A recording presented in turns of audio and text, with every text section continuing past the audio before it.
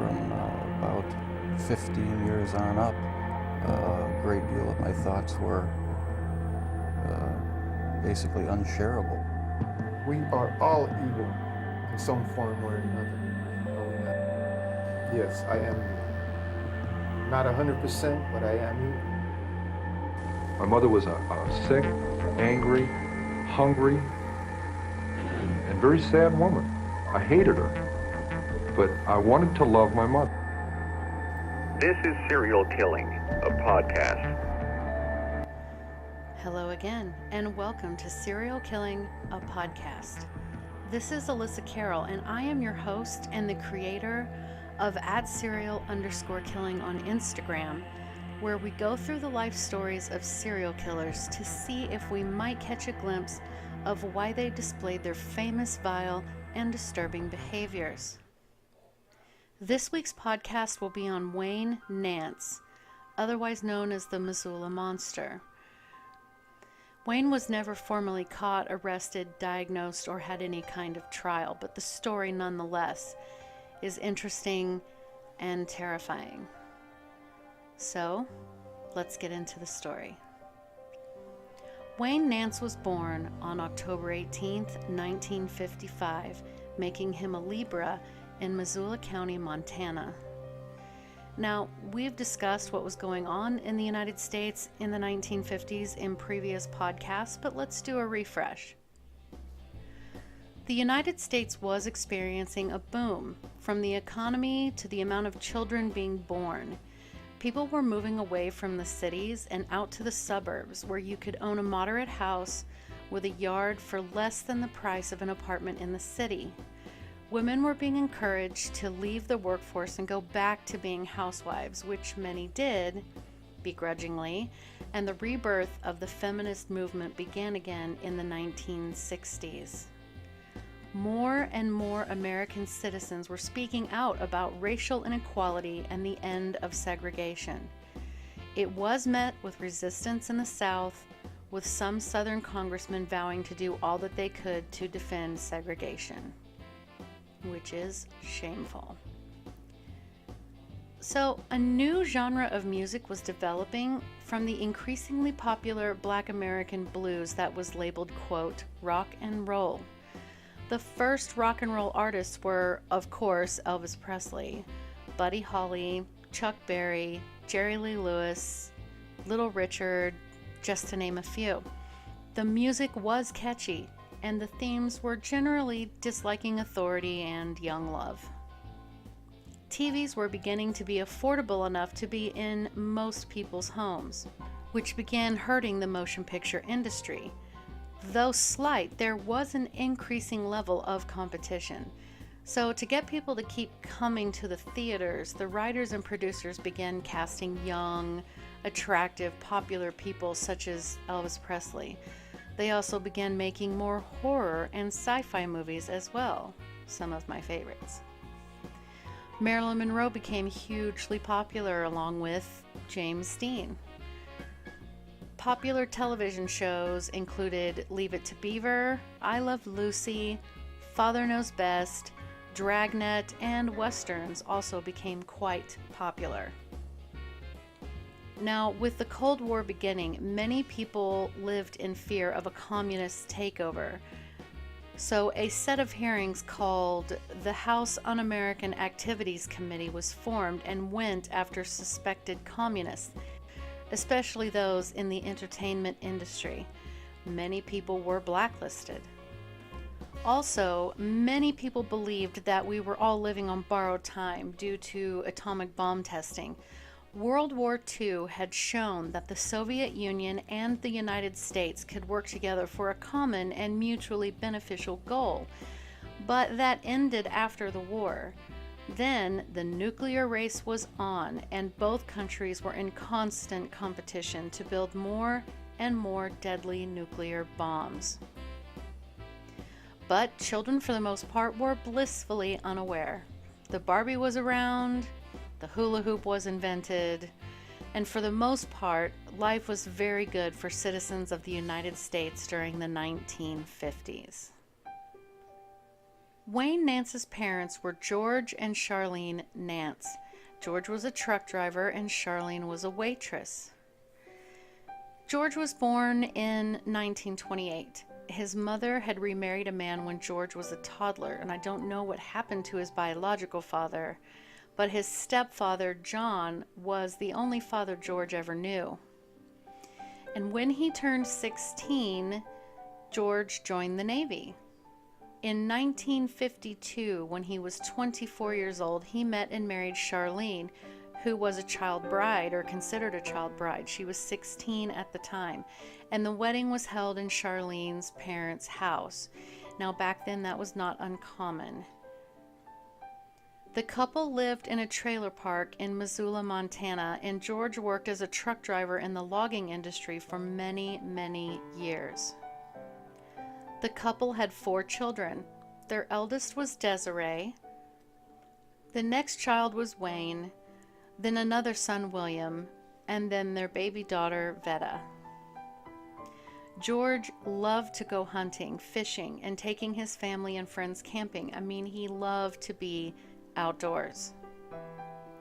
George and Charlene were described as hardworking people. Everyone that knew them went on and on about how hard they worked. Good, strong, true people. In the early 1960s, the family moved to another trailer park called Tamarack Court, which was outside of Missoula. This trailer park was not as nice as the one they had previously lived in. George and Charlene loved each other, but they fought more than most, mostly due to money issues. Charlene seemed especially tired and angry. Now, her husband was a truck driver and was gone more than he wasn't, and that left her working full-time and taking care of the kids full-time. So, of course, she would be short with the children, but more so with Wayne. Wayne was a redhead, freckled, adorable little boy, but he was also a troublemaker from the start. His mother would go to work and complain to her coworkers about how difficult he was, often threatening to send him to some reform school. But, as much trouble as he caused as a child, when he was in school, he maintained excellent grades. His teachers would later say that they could see that he was highly intelligent, and, though I'm sure they didn't realize it as it was happening, he did receive a bit more favor from his teachers compared to the other students. He learned to read quickly, and he loved to read, period. The other kids in the trailer park who Wayne enjoyed playing with later stated that they did have a sense of him being mean and would sometimes show how cruel he could be. One story from the owner of the trailer park is about how Wayne, with a sort of zoned out look on his face, walked to the trash incinerator that everyone used to burn their trash. The man watched as Wayne inspected the incinerator. He saw that a family of kittens were huddled on a shelf close to the open door of the incinerator. They were enjoying the warmth because it was winter and it gets cold in Montana. And within a second, Wayne had just tossed the kittens into the fire, and he just stood there and watched them burn alive. Another story from a classmate of his, from the book, quote, To Kill and Kill Again by John Costin, comes from a woman who remembers an experience with Wayne on the school bus. They were both about 8 years old. When she was just a girl, Julie said she was moving around in her seat on the bus, and her glasses fell off of her face to the floor, landing just under her seat. She remembered that she was very nervous because she knew if they were broken, her mother would be upset. She said Wayne picked them up, saw that they were just fine, but then she said she literally watched his face change, and he began teasing her, acting like he was not going to give her her glasses back. She demanded and demanded, and finally he held them up in front of her, and he snapped her frames in two, then tossed the two sides back at her. She said that she broke into tears, went home, and told her parents what happened. Julie's father decided to go talk to George Nance, but George responded by saying, well, boys will be boys. You see, this is what George always did. He would brush off the concerns of others when it came to Wayne's behavior. Another strange story to come from Wayne's childhood was that, as kids often do, when they started giggling and talking about sex, Wayne seemed to know quite a lot about the subject, educating the other children far beyond what was age appropriate. As he got into middle school, he was, by all accounts, average height and weight, but he seemed so much stronger than most of the other boys. He was also considered a tough guy. Once, while riding his bike, he flipped head first over the handlebars of his bike, landing very hard on his head, then skidding down the pavement on his freaking skull. Once his body lost the momentum, he stood up, got back on his bike, and rode off. The other kids that witnessed it were in complete shock. Wayne enjoyed provoking emotional responses from people. For show and tell, he usually would bring snakes to school, knowing that this made the teachers and most of the other students uneasy. But ultimately, Wayne had a horrible temper. Charlene would say that he was a, quote, belligerent troublemaker, and she was at a loss as to how to stop him because using the usual disciplinary methods did nothing to stop him. His father, George, would always find fault from outside sources, never really able to see the darkness that was brewing inside his own son. Once, when Wayne was kicked off the bus for fighting, George stalked right up to the bus driver and he demanded to know why Wayne had been told he couldn't ride the bus. And the driver politely told George that Wayne was constantly picking on the other kids and causing disturbances. He did apologize to George and told him that unfortunately he would have to find accommodations for Wayne to get to school. So, George was forced to drive Wayne to school, or at least while he was at home and not out on the road. Then, on December 14th, 1968, when Wayne was 13, George walked into a store and held the attendant at gunpoint. He just wanted the money. The attendant gave George all the money that the store had. Then George led him to the back of the store, hit him in the head with the gun, and then ran through the store heading for the entrance. Just then, the armored truck showed up to pick up the money from the store. George ran back into the store, and many police cars began to arrive. Ultimately, George was handcuffed and taken to jail. The story made the front page news. George was sentenced to 5 years in jail. Wayne's teachers knew about his family's circumstances, but still thought he might be able to grow up and have a good future. He was very smart and had a knack for staying focused on his work. They also hoped that the side of him that caused trouble and was a consummate loner would diminish as he aged and matured. They wanted to believe that deep down he was a good soul. George Nance was released after serving just under a year in jail. At that same time, Wayne randomly decided that he was going to beat up one particular boy for no reason every single day until the end of school. But after 2 days of beatings, Wayne just decided to stop. In high school, Wayne took the harder classes on purpose and kept his grade point average well above 3.0. He enjoyed learning, but he was also teaching himself about dark things such as black magic, devils, and demons. He was heavily into science fiction and wizards and loved to chat with anyone who would listen about his favorite subjects. He once told a group of people that he had had a dream where a spiritual queen entity with dark energy had visited him and told him that he would someday become a warlock in a high-ranking coven. Wayne even began telling everyone his birthday was actually on Halloween, though it was earlier in the month. During Wayne's senior year, he became obsessed with Vikings and the stories of the Scandinavian warriors who took ships and explored new lands. He told people that he worshipped Odin, who was the Viking god of battle, magic, inspiration, and the dead. At the same time, he also began studying Satanism, but this was not actually too terribly out of sorts for those times. Most people were reading the book The Exorcist and playing with Ouija boards and tarot cards. And when the Satanic Bible was newly published, well, Wayne went right out and bought a copy, completely fascinated. So, in a nutshell, that is Wayne's childhood. So, as we do, let's take a look. Wayne was born into a family that didn't have a lot of money, but it certainly sounds like he didn't do without in any way. I see no history of abuse or neglect whatsoever. We get the idea that he was an ornery child from the beginning and his behavior worsened.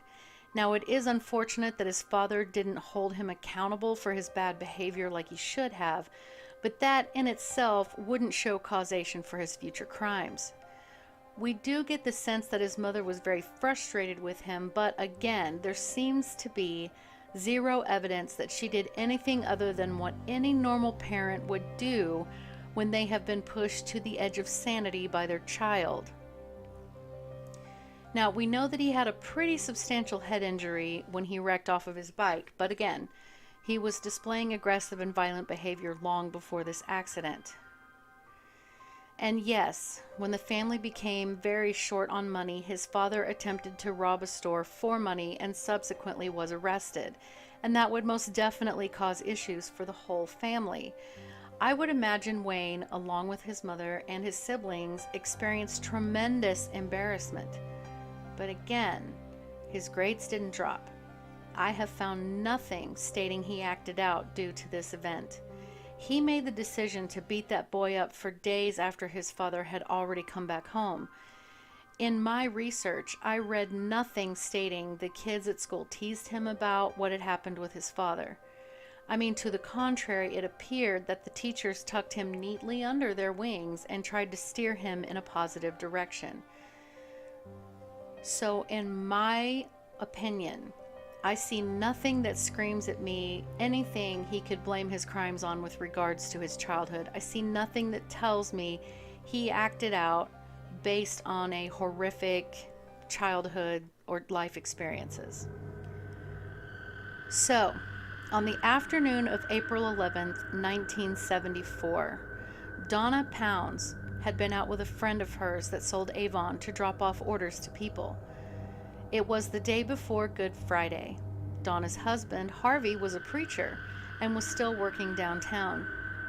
Donna and Harvey were devoutly Christian, and Donna sometimes worked part-time in the local Christian bookstore, as well as volunteering at the St. Patrick's Hospital.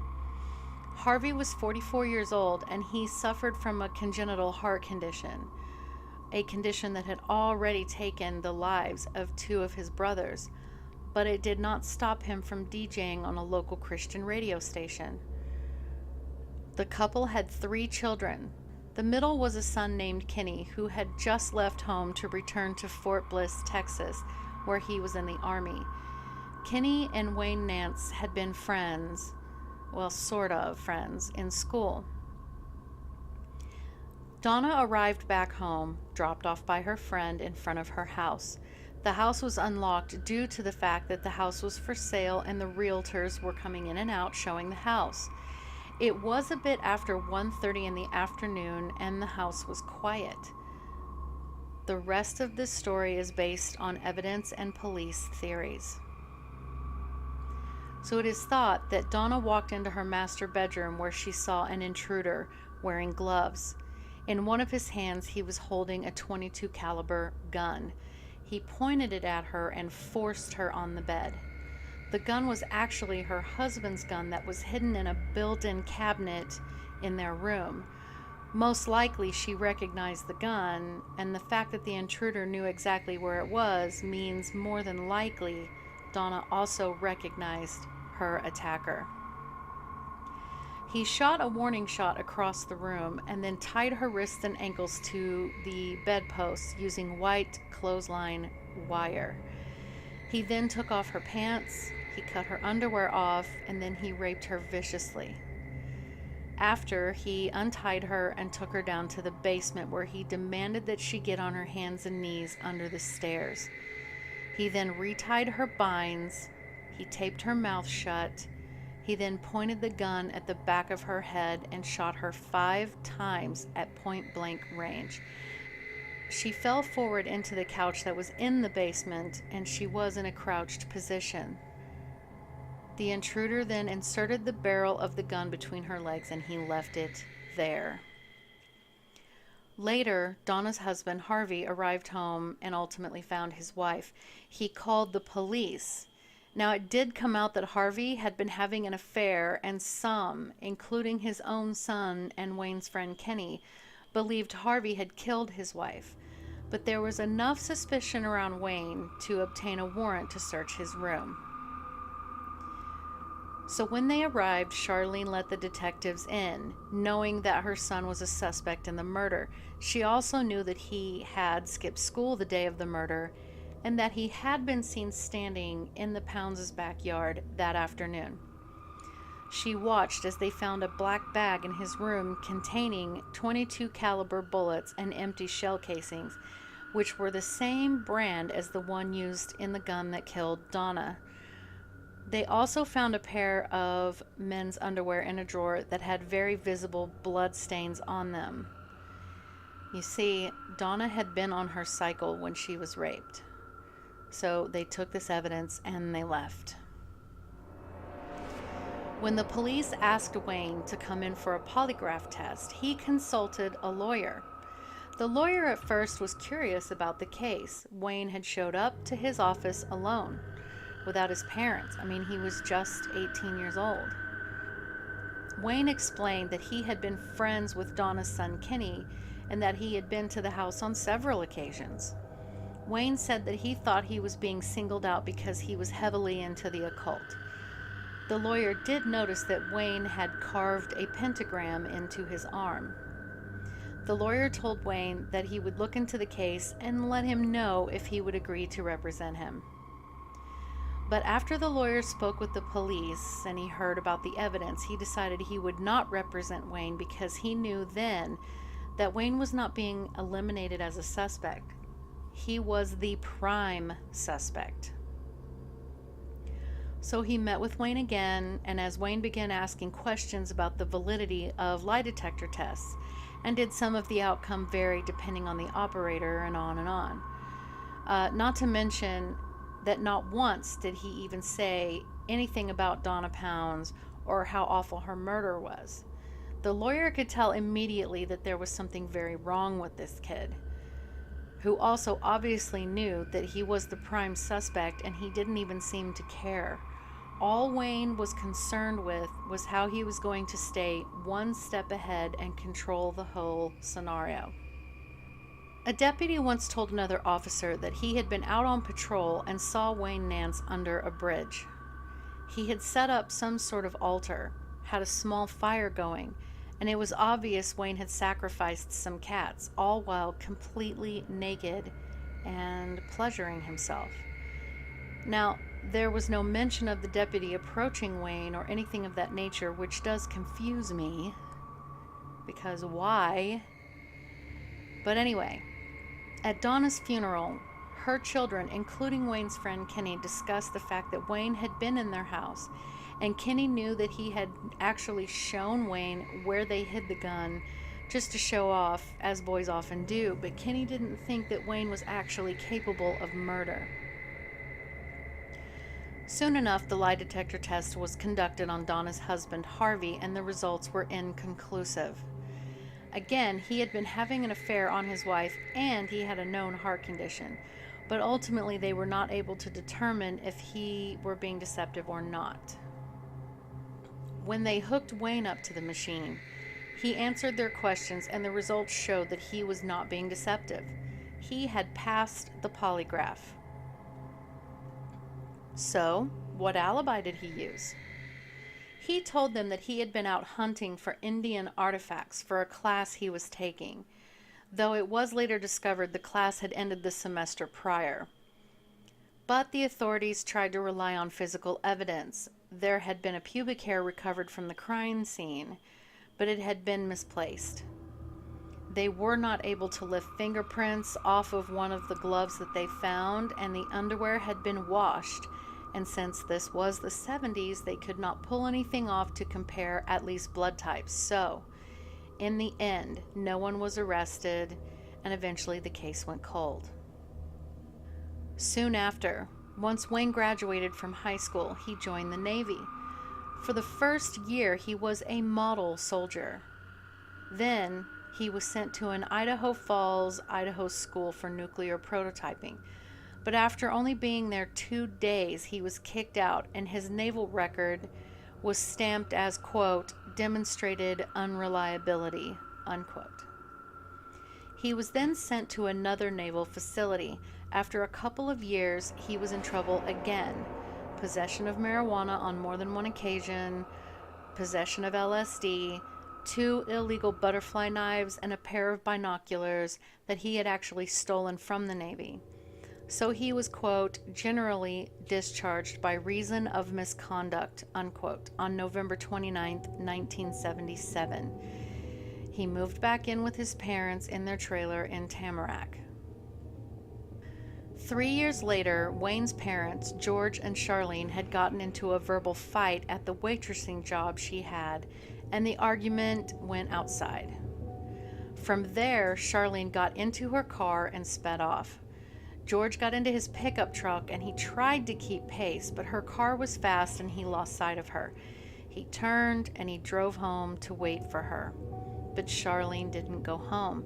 She kept driving, speeding faster and faster, and slammed her car head on into a giant pine tree and killed herself.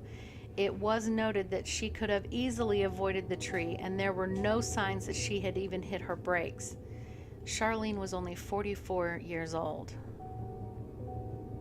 A month later, George's father died and left him a house on Minnesota Avenue in eastern Missoula, so he and the kids moved out of the trailer park.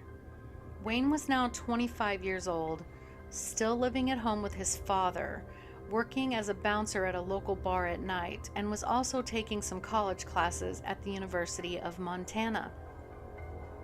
His college career was actually pretty fantastic. He took ever increasingly difficult courses, and he was able to keep his grades up to A's and B's.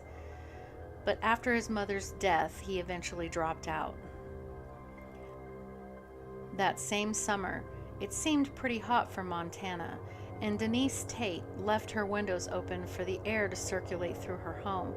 She left and was back that night, grateful for having the much cooler air inside her house.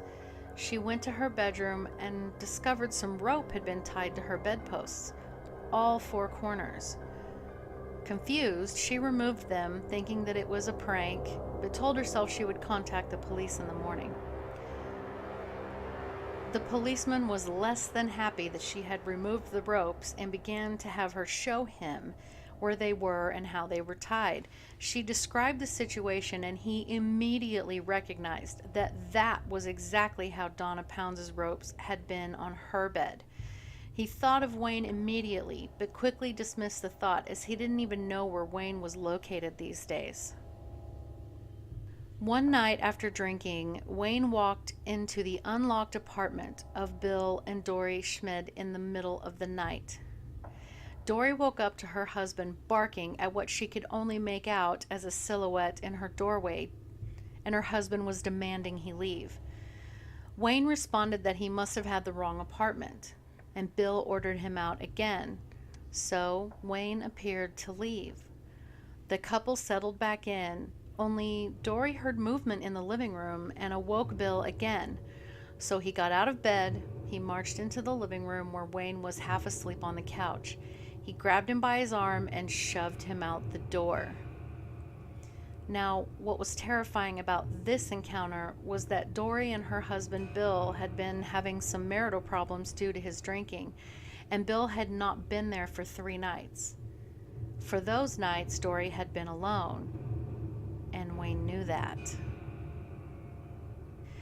So in 1982, Wayne got a job in a furniture store warehouse. He would sometimes make home deliveries for the store, and Wayne enjoyed that. The company was so well respected, and Wayne was such a polite and punctual worker The customers would sometimes leave the keys to their houses so that the deliveries could be made when they weren't home. This gave Wayne access to homes and apartments. He would then draw very detailed maps of the floor plans of each resident. These were later found among his things. December 24th, 1984. The body of 16-year-old Marcy Bachman was found by a hiker near Deer Creek in Montana. She was so badly decomposed she couldn't be positively identified right away.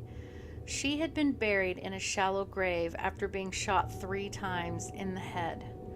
Once her identity had been established, it was learned that Marcy had run away from home and had been, air quotes, taken in by Wayne Nance when he found her at a truck stop. Wayne stated that she had left the area near the time she had been killed. He was not suspected. Less than a year later, the body of a young woman was found near Crystal Creek. Now, she too was so badly decomposed that she, to this day, has never been identified. She was murdered by 2 gunshots to the head. These are thought to be 2 of Wayne's victims. In late 1985, Teresa and Mike Shook had just built their dream home out in the country. When they were ready, they called the furniture store that Wayne worked at and ordered some furniture to be delivered. They wanted it there before Thanksgiving.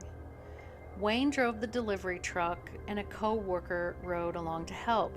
They arrived at Teresa's home. She was home alone at that time and told the men where to put the furniture in her new house. She then signed the paperwork, thanked the men, and they left. On the evening of December 12, 1985, Teresa and Mike heard a knock on their door. Teresa was in the process of making sugar cookies. She had just put them in the oven. Not expecting any company, one of their small children was already at the front door and just mindlessly opened it. And a man seemed to slide inside, and he announced, quote, "I'm Conan the Barbarian. I want money. Nobody'll get hurt. All I want is money," unquote. Mike saw that the intruder had a gun and a knife on him. At that moment, Teresa was shot in the leg just above her ankle. Teresa most likely knew who had come into her house. The man tied Mike's arms and legs up, bashed him in the head with some object, then proceeded to stab him in the chest. Mike fell over onto the floor, face down, slowly dying, the pool of blood beneath him growing ever larger. The man then pointed the gun at Teresa and forced her to go to her bedroom. There were 2 children that had witnessed this. The intruder put one into a bedroom, and the toddler he placed in the crib next to Teresa and Mike's bed. He proceeded to tie Teresa up to the 4 corners of her bed. Then, while the toddler watched, he pulled her pants down, cut her underwear off, raped her violently, then stabbed her. He then used his knife to attempt to dig the bullet out of her leg, but he was unsuccessful. He placed a pillow over Teresa's face. He then left the house, but only to return a bit later to ransack it. He then attempted to set the house on fire with the children still inside. He left the house, but the fire never took. A neighbor saw the man leave the house in a maroon 1984 Toyota Extra Cab 4x4 with a white camper top, a description that exactly matched Wayne Nance's truck. The next day, friends of Mike and Teresa's came to their house, and after getting no answer at the front door, they tried a side door that was unlocked and they let themselves in. They immediately saw smoke. The children were found unconscious but still breathing, and they did survive. As time went on, Wayne began to be obsessed with the furniture store manager, Chris Wells. He had even made an album of cutout pictures of her where he had written on the back of some of the photos things like, "Chris, I want you to live with me and my lazy boy, Wayne." Everyone he worked with was well aware of his obsession with Chris. Wayne constantly left little gifts and trinkets on her desk, which made her very uncomfortable. But she didn't feel like she could say anything because, he was known to have a temper, and he was also one of the best workers the store had. And Wayne would become visibly angry when her husband Doug would stop by and visit the store. Wayne once confessed to a female coworker that he knew that there was something wrong with him. He stated that while he did not believe in God, he did believe in reincarnation.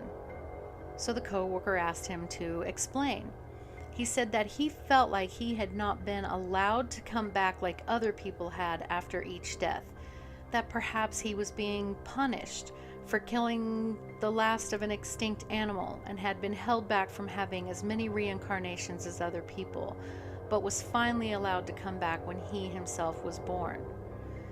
The female coworker could see that Wayne was completely serious and became uncomfortable and immediately changed the subject. So one evening, the store manager Chris Wells and her husband Doug decided to go out for a planned fun evening with friends, testing some guns that Doug owned in preparation for hunting season. They dined on barbecued chicken and called it a night around 11:30 p.m. and headed home. Upon arriving home, they noticed what looked like an orange and white vehicle parked half in and half out of their side yard on their street. Chris went inside and went on to bed, but Doug went out to investigate. He saw someone kind of slumped over in the truck and just assumed it was someone sleeping off a night of drinking, and he went back inside. But something stopped him. It just didn't seem quite right, so he went back outside to get the license plate number. But this time he noticed the truck was empty, and as he turned, he was hit in the head and knocked out. When Doug came to, he knew the back of his head was split open. He was lying on the kitchen floor and his head was pounding. As he looked up, he saw Wayne Nance coming toward him to hit him again. Doug and Wayne wrestled, which alerted Chris, so she came out to see what the commotion was. Wayne finally pulled out a gun and ordered the couple to get back. Wayne then ordered Chris to tie Doug up. Then he tied Chris up, telling the couple that he had done something really bad and that all he needed was money so he could skip town. He was pacing like a wild animal all around their house, back and forth, very disjointed. But he then decided that he would take Chris upstairs and tie her to the bed. He then took Doug to the basement and then he stabbed him in the chest. Doug audibly heard the air leave his body as his diaphragm was severed. Wayne, with zero emotion on his face, just calmly wiped Doug's blood off of his knife and began to go back upstairs. Doug was barely hanging on to life, but he somehow managed to free himself, and he grabbed a shotgun that he had in the basement. He knew that he needed to get Wayne back downstairs, so he began hitting the wall to create a noise, and of course this did bring Wayne back downstairs. Doug shot him in the torso. Wayne screamed, "Oh God, I'm a dead man!" They wrestled, but Doug beat him repeatedly with the shotgun until finally Wayne was dead. The initial shotgun blast would have been fatal. So, as you know, Wayne was never formally charged with any murder, and he was killed in the act of trying to kill 2 more people. With what we know of his childhood and so on, I cannot help but think that he was just born to kill. Both of his parents seemed like reasonable people who didn't outright abuse or neglect him. As I said before, he did suffer a notable head injury, but he was already displaying juvenile deviancy prior to that. So what's your take on him? What do you think was going on?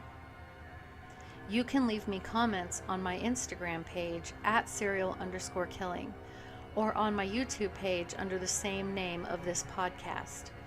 You can also visit my website at serialkilling.squarespace.com, where I put my daily posts on Instagram on the website as well, or you can leave me comments on Patreon. Thank you so much for listening. I do appreciate every one of you, and have a great day. Music by Kevin MacLeod on Incompetech.com.